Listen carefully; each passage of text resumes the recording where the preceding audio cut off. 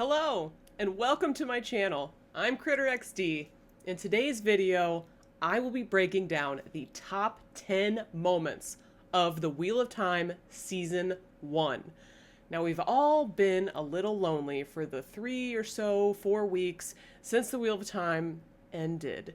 We've been waiting for news about Season 2, missing Season 1, all collectively experiencing the longing. So I hope that this video will give you just a little something to remember and enjoy while this wait continues.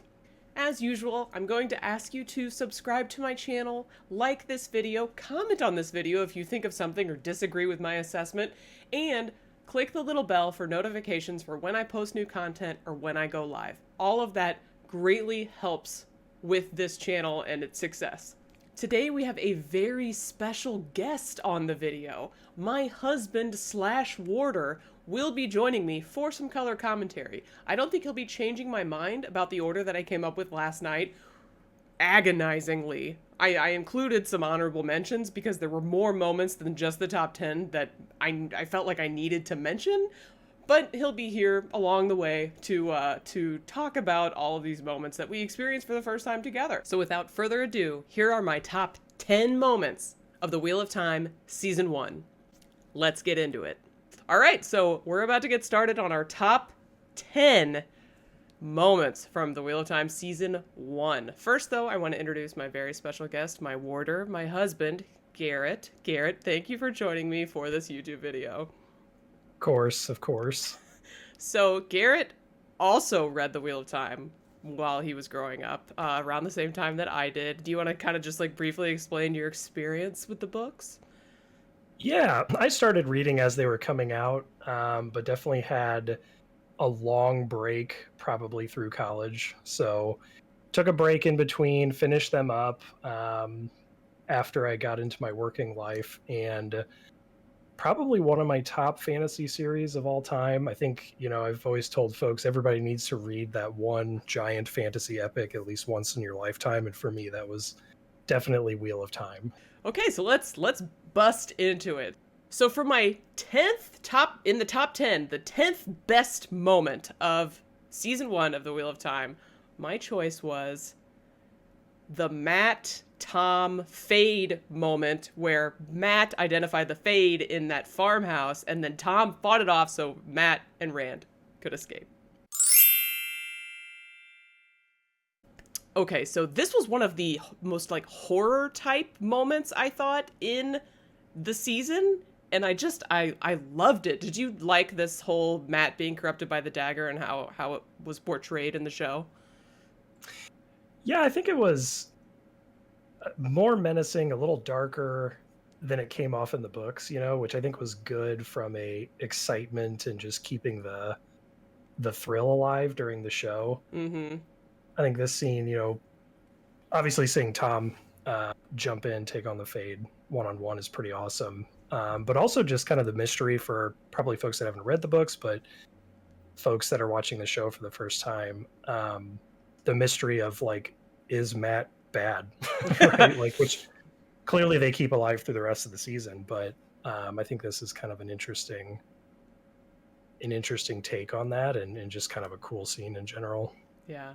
I loved seeing Tom just like bust out some major fighting chops that we hadn't really seen yet. He had been like an awesome bard or whatever, gleeman, whatever you want to call him. He had been kind of like the little, he gave us hints of him being bad because he stole that stuff from Matt, eventually giving it back. But then he also sort of became this like somewhat of a father figure for random Matt on the road. And then all of a sudden he's like sacrificing himself, or maybe not, for random Matt to escape and kind of like holding his own against a fate. So I thought that was awesome. So that is my number 10. So number 9.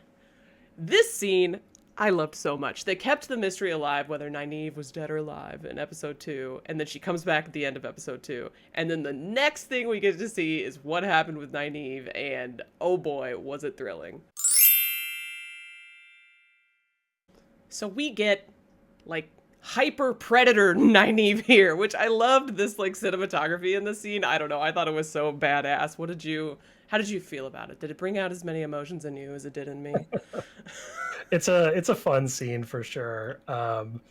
it's obviously pretty awesome to see one of the main characters commit some badassery here and murdering this Trolloc, but kind of right here, this teardrop shape in the well and some of the uh, imagery I think in the scene is really really good. Like you said, the cinematography showing her emerging from the water and then obviously taking out the Trolloc, focusing on the pool from the top down view. I think that was all very cool. Yeah. And the big mystery, is she gonna survive? I mean, we know she survived, and so the fact that finally she like pops out of the water, it was just like, yes, I love it. She's so stabby in this more than she was, I think, in the books, and so, I stand a stabby Nynaeve, I guess, which puts her at number 9. It's a very dramatic scene. It was dramatic, dark, ominous. They drag her by the braid like seconds before this. I don't know. I thought it was great. Number 8. With number 8 comes my favorite character from the books, EGWENE al'Vere.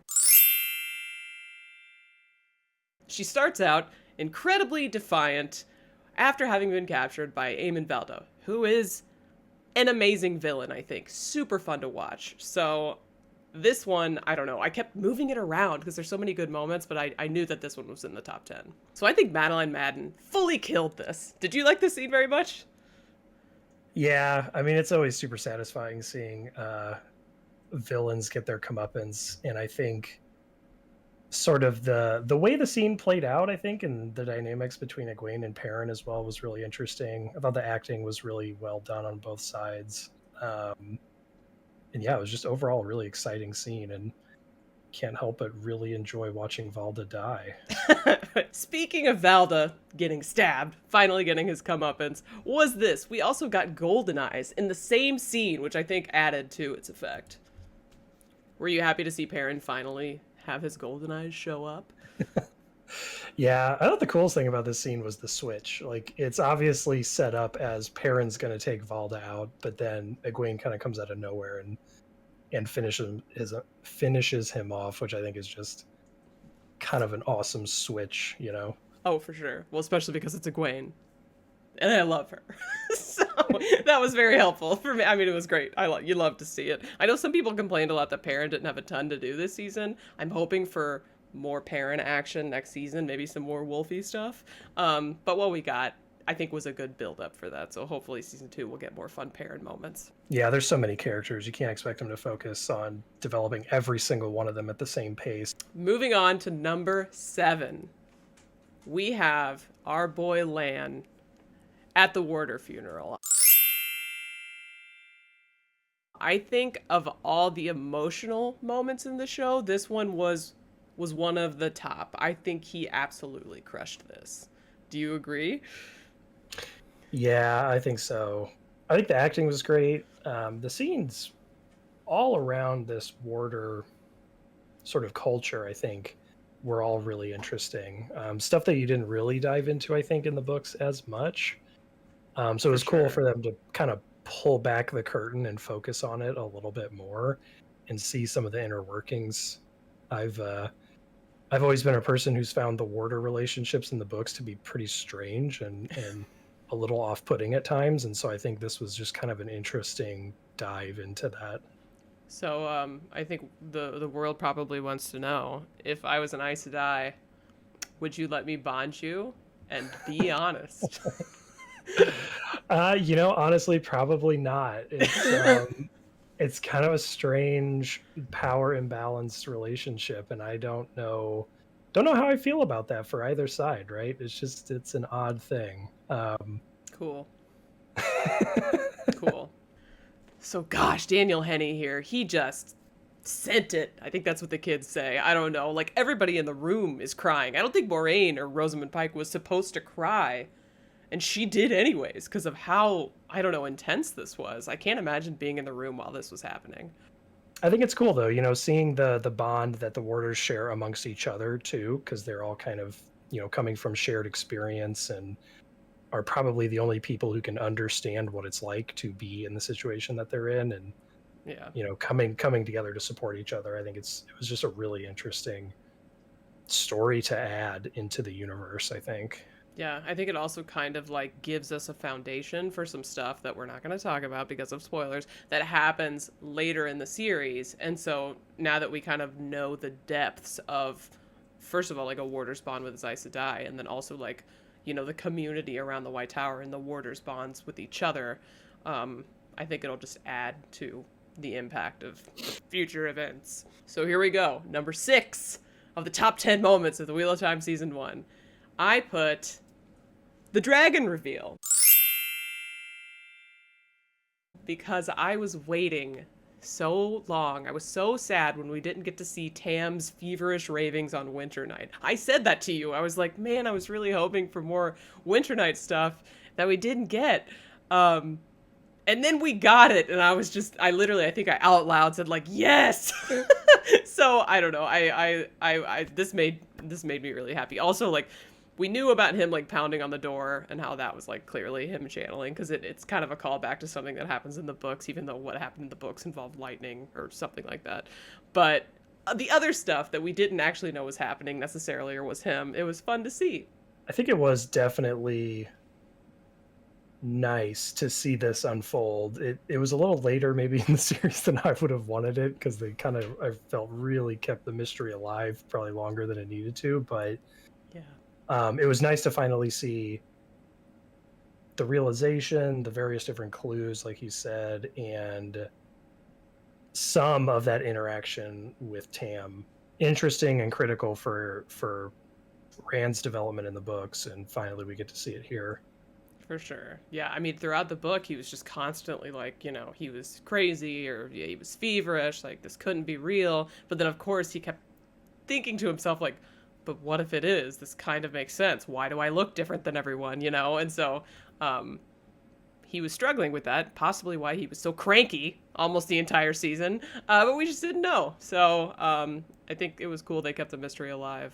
It was fun for non-readers, I think. A lot of the non-readers that I talked to were like, oh, you know, I thought it was EGWENE, but then maybe it was Nynaeve, but she's too old, and Matt's got something going on, but PERRIN had the wolf, and so, like, I don't know, I thought it was a fun little, I think it was an interesting, like, marketing choice. Yeah, I think it makes sense why they did it for the show, and for new audiences, right? I think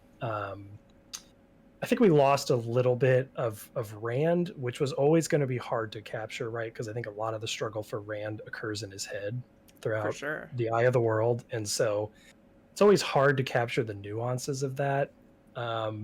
So I don't know if that was, you know, anybody's fault, or it was more just translating it to this medium. You were always going to lose a little bit of that. But it's nice to finally see in this scene a little bit of some of the struggle that he might have been going through. It's all coming together. Okay, number 5. We're getting up there. And I said this before, but once we get past 1, I have a few honorable mentions because there were so many good parts. I didn't want to just leave them hanging. All right, but number 5, we've got Rand, the Epiphany at the Eye of the World. I thought this was epic. I know a lot of people were like, there was no sword fight. I have a feeling we're going to get a sword fight in season 2. Feel free to quote me. I think it's going to happen. But this was more of a philosophical, like, battle, which kind of fits with a lot of the things that Rand ends up getting faced with throughout the books. And so, for me, it worked. I know it's controversial. For me, it worked. And this final moment where he's, like, talking about EGWENE and how that's not her, that's not the woman he loves, I think, once again, and I probably posted this on my reaction YouTube video, I was like, that's right! So it was an emotional scene for me. I really enjoyed it. I think probably one of the most interesting parts of this scene is getting to see Rand make the right choice on purpose, which I think is a rare thing for Rand in the series ever. So that's kind of fun. You get to see him be, you know, the quintessential hero, which he definitely has his moments in the books, but for a lot of reasons, I think he's a more chaotic character. It was confusing though, as a book reader, just because there's so many expectations coming into this scene, and trying to track like all of that you have in your head against what's being portrayed here is just, it's interesting. It was an interesting experience. Probably needed to watch it multiple times to kind of like understand what was happening. Hey, I mean, if you ever want to watch it again, I'm here, so we can always watch it again. I mean, like you said, I like how they pulled some of the themes that I think don't develop in the novels until way later forward, to show some of that, moral choice and philosophical debate that occurs kind of later in the series forward a bit. So that was interesting. The themes all kind of resonated with me from the Wheel of Time itself, but it was just an interesting scene all around. But you're let's be honest here, you're a little different than I am on this one. You probably wouldn't have put this one in your top 10. You're more in the I maybe you could have done it differently camp, right?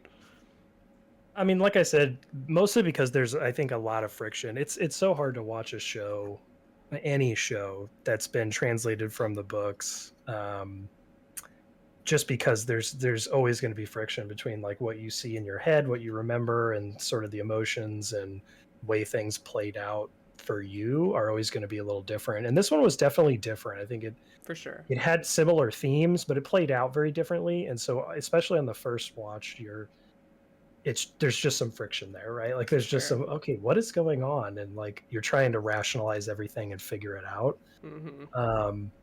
But definitely I think for, watching it again for show watchers who aren't readers and for folks kind of exposed to this universe at the same time, I think it did a good job of encapsulating a lot of the right themes. For sure. Kind of capturing the essence. Yeah.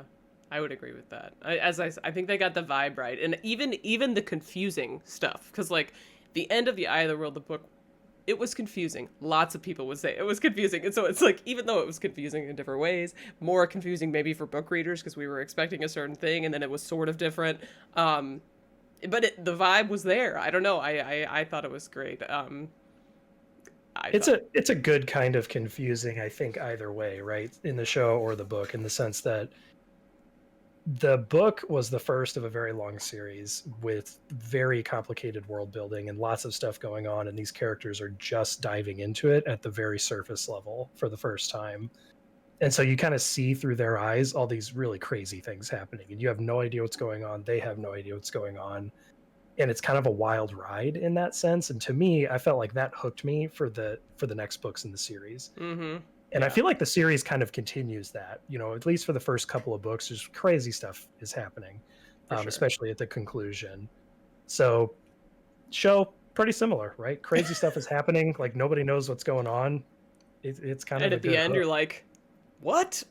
Yeah. So it worked. Okay. Number four, in the top 10 moments of the Wheel of Time season 1, we have a cluster of things that happened on Winternight. Okay, so Matt gets feisty here, and this shot blew me away. Just him, like, running across this absolutely chaotic courtyard. Did you enjoy these, like, crazy scenes from Winternight? Yeah, I think they did a good job of capturing the chaos. There was almost, as he's running here, this sort of continuous shot feel, right? Yes, like I loved it. Following him through the battlefield, so to speak, and sort of the jostling of the camera. Yeah, I think the cinematography of the scene really worked well to just help convey the mess they were in. Okay, so it wasn't just Matt. I mean, honestly, as I said, it's just like this cluster of all the things that happened during Winternight. This was a controversial one, but it was fun to see Layla kick some Trolloc ass until the bad thing happened. How did this scene make you feel? Yeah, it's interesting seeing PERRIN's other side, I guess I'll call it, and obviously here the huge toll that takes for him personally. Right. Interesting scene all around. I think there's, don't want to say too much or spoil things, but I think there's like a lot of interesting character development yet to come for PERRIN. So this sets that up a little bit. This. I love that part because it was so naive. I just wanted to include it because this was one of the many clips from this sequence that just made me like really, really get into it. So then, of course, there's the to top it all off, you get the first display of extreme channeling from Moiraine while Lan is kind of just like dancing around her, and they're in this like amazing ballet of battle. This for me was thrilling. How did you feel about it?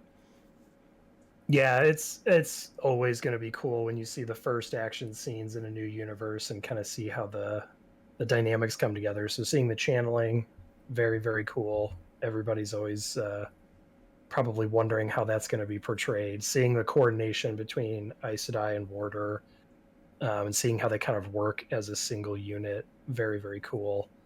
Right. Lots of just, fun, gratuitous violence. Which is what put this in my top 5 at number 4. Okay, we're in the top 3 now. You probably know which ones are left. But for my number 3, it was SIUARAINE confirmed for me. This scene made me so happy because it's hinted at so heavily in New Spring, and one of my biggest complaints about the Wheel of Time is there's no like extreme, like obvious LGBTQ representation, and obviously it's somewhat a product of its time. But the fact that the show updated it, modernized it, and showed us Swan and Moiraine together, aka SIUARAINE, made me really happy. So were you as happy as I was to see SIUARAINE? I think it was fun. I'm always certainly a sap for romance stories, and I think it's fun, like you said, seeing how much history these two probably had together, right? Like over the years, but also how much they've had to be apart, because Moraine's on her mission, and Swan is obviously leading the White Tower. So two extremely powerful women doing what they need to do to help save the world, but also at the same time, sharing this love for each other. I think it's kind of a really fun depiction of that, and like you said, probably made a lot of folks happy to see it actually portrayed where it was just so hinted at in the novels. Just little breadcrumbs, and then Moraine's "on your knees" line, like, oh my god, it was so good. Little, maybe strayed a little bit into some fanfic writing there, but that's okay. No, that was like prime time writing. Everyone after that episode, like there were so many on your knees like gifs and memes and like everything. It was satisfying, I thought. It was. It doesn't mean it's bad, right? There's true. There's a certain amount of fan service and zing that you can add without it being too much. And that was good. The perfect amount. So yeah, that was my number 3. Okay. So for number 2, and when I tell you, I agonize. And if I shot this again tomorrow, I might change my choice. Honestly, it was this close.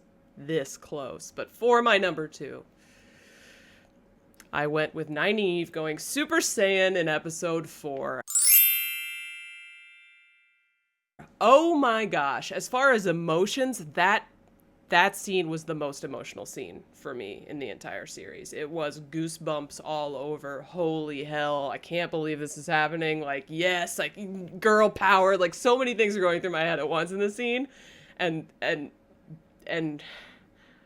now that I'm saying all these things, I'm like, man, should it have been my number 1? And when I say it's this close, it is. But it's my number 2. I put it at number 2. So she just unleashes. Did you like this as much as I like this? Yeah, it's an awesome scene. Just the sheer outburst of passion and power from NYNAEVE, and getting to see, I think, probably for the first time, like the real power at work in this universe, right? I think there's, in the novels, so many displays of just like gross power throughout the entire series, and I think this being a really interesting way to display that, with Nynaeve at the center and healing being, the first real big outburst that they show. I think that's really cool, actually. Perfect for her. So not just that would have been enough, I think, to put it in my number 2. But there was also, right after that, they gentled Loghain. You had Liandrin, who I love to hate so much, at the helm of this, and then, oh my gosh, Alvaro Morte just knocked it out of the park with this one. Did this also add to your enjoyment of the scene? Did you like this? Yeah, I honestly liked all of the Loghain kind of plot that they added into the series. I think it was one of the, outside of maybe the Warder story arcs, my favorite addition to the story arcs. And I think it was just really good all around, being able to actually see these interactions and watch this play out for him.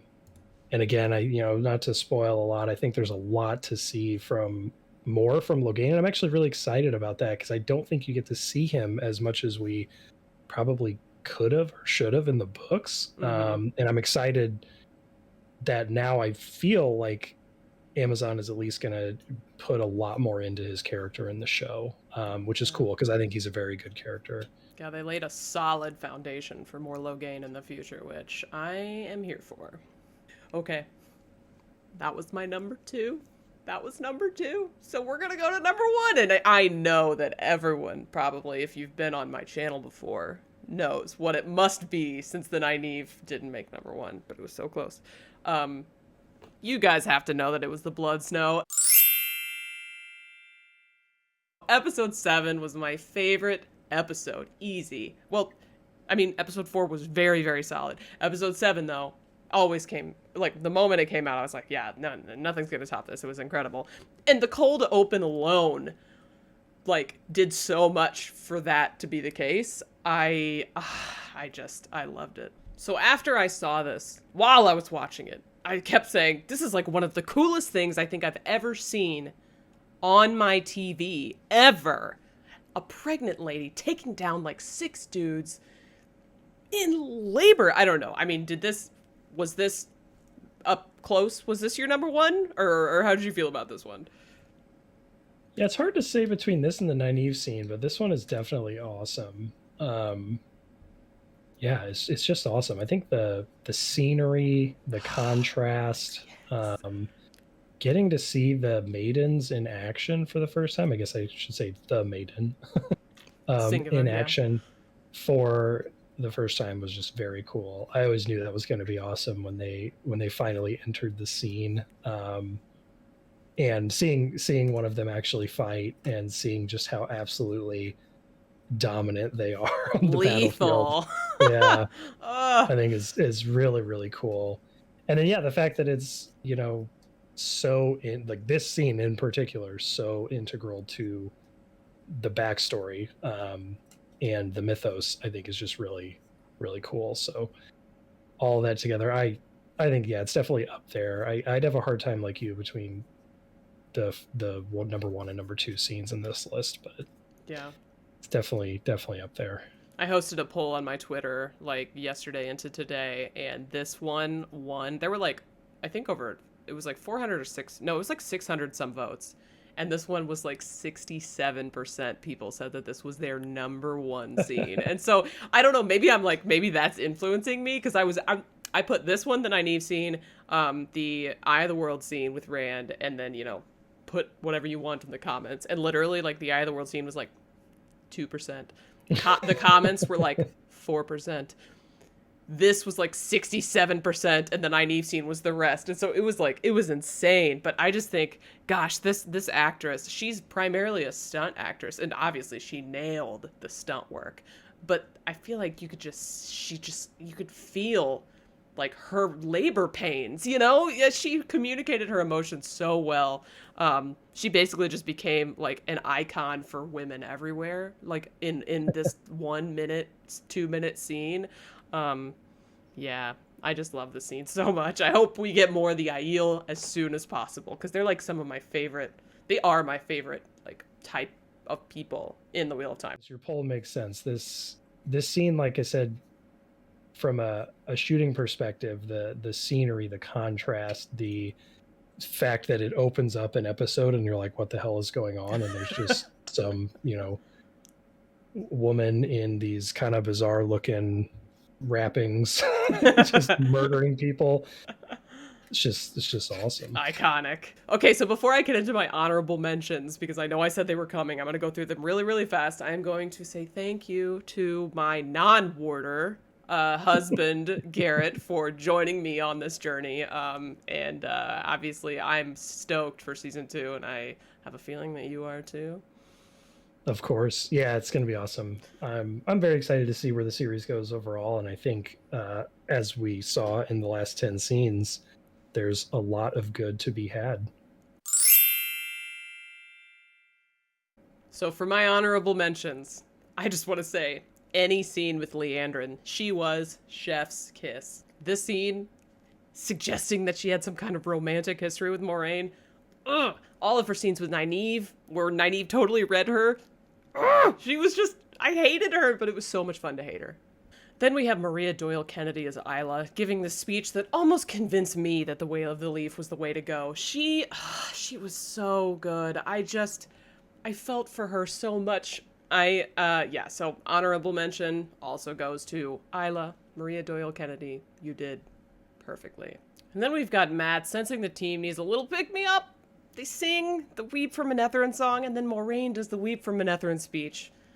An excellent moment in season 1, definitely worthy of honorable mention. Rosamund Pike just killed this.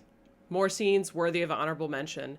All of the funny stuff between Rand and Matt, especially this scene. Matt wanting Dana, obviously, and then Rand saying, we'll take turns, and Matt asking, do you think she's up for it? I died. Honestly, there were so many little funny quips. I don't think that's how roads work. All of these things between those two, absolutely worthy of honorable mention.